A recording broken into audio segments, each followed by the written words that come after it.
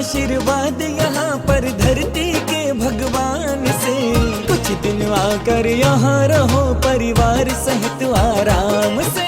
मोक्ष की वह अवस्था होती है जिस अवस्था में पहुंचने के बाद 4 गति 84 लाख योनियों के बंधन से मुक्ति प्राप्त हो जाती है।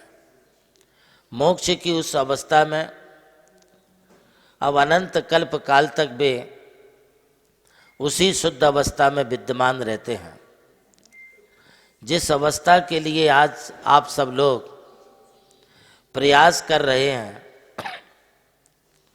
वह सिद्ध अवस्था शुद्ध अवस्था है। सिद्ध अवस्था परम शांति की अवस्था है, जहाँ पर अनंत काल तक शाश्वत स्वरूप अनंत सुख की उपलब्धि होती है।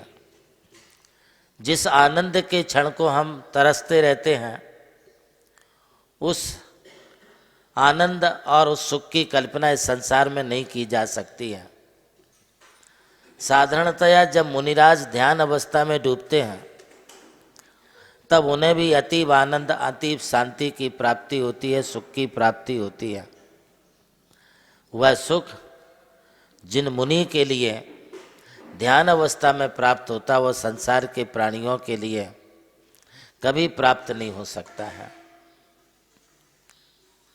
ध्यान अवस्था की उपलब्धि जब होती है, तब संसार के समस्त प्राणी त्रिकालवर्ती सुखों का जितना अनुभव करते हैं, उतना सुख एक चक्रवर्ती के लिए होता है। समस्त चक्रवर्तियों को त्रिकाल में जितना सुख होता है, उतना सुख एक क्षण में भोग भूमि के मनुष्य प्राप्त करते हैं। भोग भूमियों के मनुष्यों को त्रिकाल में जितना सुख मिलता है, उतना सुख देवेंद्र के लिए, इंद्रों के लिए एक क्षण में मिलता है। और देवेंद्र, इंद्र, नरेंद्र, नागेंद्र, इनको जितना सुख त्रिकाल में प्राप्त होता है, उतना सुख मुनिगण एक समय में प्राप्त कर लेते हैं। ध्यान अवस्था ही सच्चे सुख का कारण है।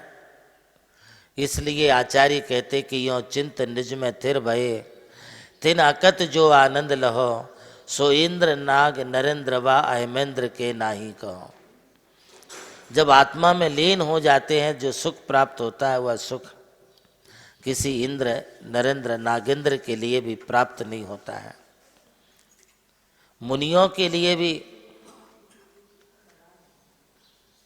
अनंत काल तक जैसे सुख की प्राप्ति आत्म ध्यान में लीन होने पर होती है, वैसा सुख सिद्धों के लिए एक क्षण में प्राप्त होता है। सिद्धों के सुख की हम कोई कल्पना नहीं कर सकते हैं।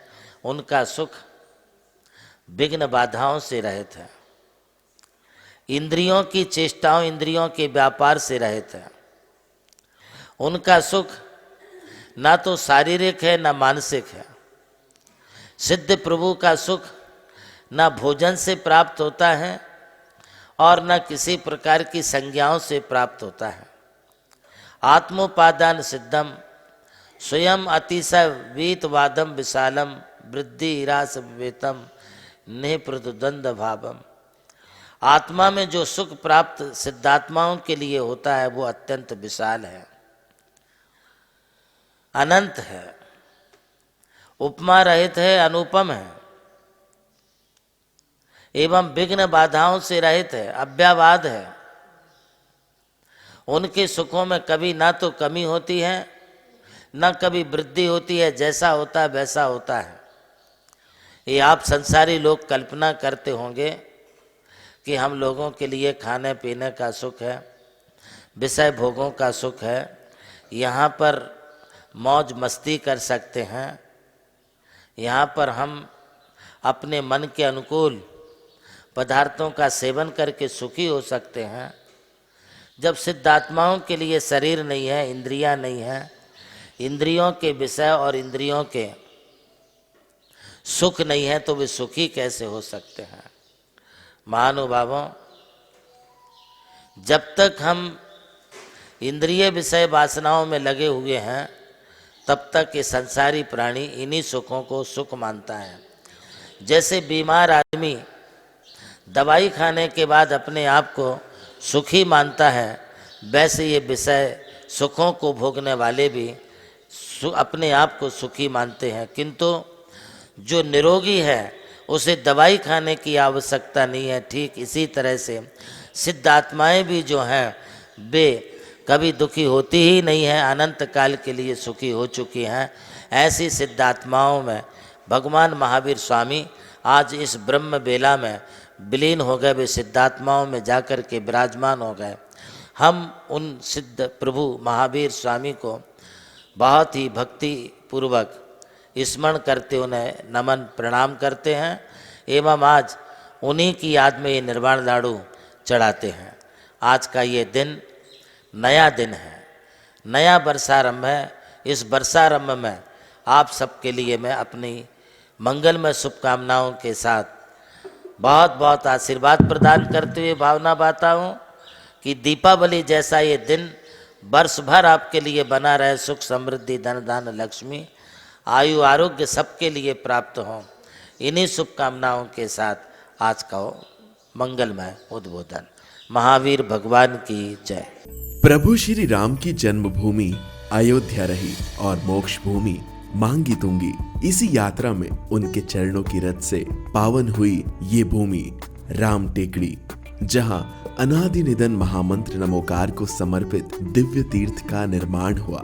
नमोकार तीर्थ जो स्थित है नासिक जिले की चांदवड़ तहसील के ग्राम मालसाने में, परम पूज्य गणाधिपति गणधराचार्य श्री कुंतु सागर जी महाराज के उत्तराधिकारी शिष्य परम पूज्य सारस्वताचार्य देवनंदी जी महाराज ने कई तीर्थों के जीर्णोद्धार के पश्चात एक ऐसे तीर्थ की परिकल्पना की कि जहां के दर्शन मात्र से ही जैन धर्म का ज्ञान हो सके, जिसके विशाल प्रांगण में प्रवेश करते ही दर्शन होते हैं विश्व के सबसे ऊंचे समोशरण के 108 फीट ऊंचा यह समोशरण बोलता हुआ समोशरण होगा जो आधुनिक टेक्नोलॉजी पर आधारित होगा। इसकी परिक्रमा आप मिनी ट्रेन और नौका विहार के माध्यम से भी कर सकेंगे। समोशरण में भूतल पर कलिकुंड पार्श्वनाथ भगवान और पद्मावती माता के 24 स्वरूप विराजमान है। प्रथम तल पर चंद्र प्रभु भगवान की 32 फीट ऊंची अति मनोहर पद्मासन प्रतिमा विराजमान है।